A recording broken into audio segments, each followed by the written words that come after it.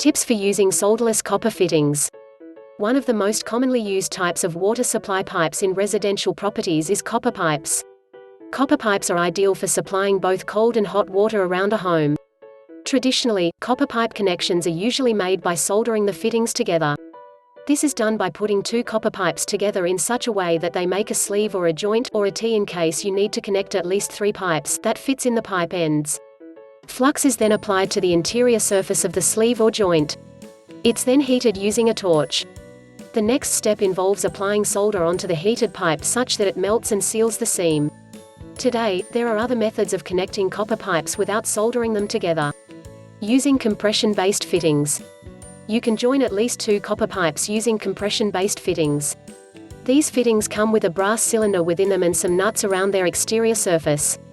These fittings are mostly used in cutoffs behind toilets and under the sink, where they're used in connecting 2 supply lines to a third one that supplies water to the toilet or sink. Take a copper pipe and cut its ends square.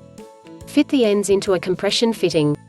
Next, mate 2 pipe ends, if you're joining 2 pipes, or put each end into the outlet of the T-connector. Use an adjustable wrench to tighten all the nuts. Doing so will push the pipe ends into the interior tapered cylinder, thereby making a watertight seal. You can remove the fittings by simply loosening all the nuts. Ensure that water is turned off before handling compression fittings. Using epoxy connectors. First, purchase epoxy. It looks like cement and is used in making solderless copper pipe connectors. Next, clean the pipe ends you'll be joining using sandpaper, 60 grit option. Sand the ends until they shine bright. Avoid wiping the sand dust off upon sanding.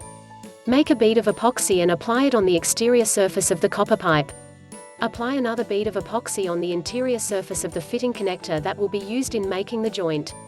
Next, insert the pipe into the connector. Rotate it up to 180 degrees.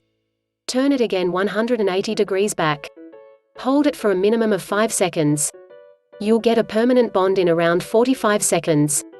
If you're working with large pipes or pipes that can't be rotated, you'll apply epoxy on the connector and the pipe. Then push them together until they bond tightly. Using push-fit type of connectors. First, buy some push-fit type of connectors. They come with an O-ring made of rubber. Next, cut the pipe ends square. Insert the pipes into the push connector and push them until the ring holds the inserted pipe tight. Attach the copper pipes one by one. Joints made using the push-fit type of connectors are T-connectors, elbows, and straight runs. You can always remove the connected pipes from the connectors using a special removal tool.